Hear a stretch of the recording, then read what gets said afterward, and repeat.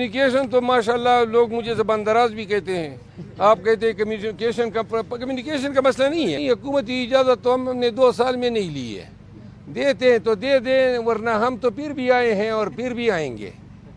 हमने पर्चा ठोंकेंगे तो ठोंकने दो। एक कोर कमेटी ने खान साहब के इस आज़म का इरादा किया है कि अपोजिशन के तौर पे हम मरकज़ में और मुल्क भर में भरपूर एहतजाजी तहरीक चलाएँगे। इस ज़िम्मन में पहला जलसा जो है वो इस्लामाबाद में होगा 30 मार्च को। खान साहब ने 23 तारीख रखी थी, लेकिन इंशाल्लाह कल उनकी इजाज़त से हम इसको 30 मार्च कर रहे हैं। और ये फैसला हुआ है कि मुल्क भर से पाकिस्तान तहरीक इंसाफ के काफ़िले जो हैं इस जलसे में शिरकत करेंगे।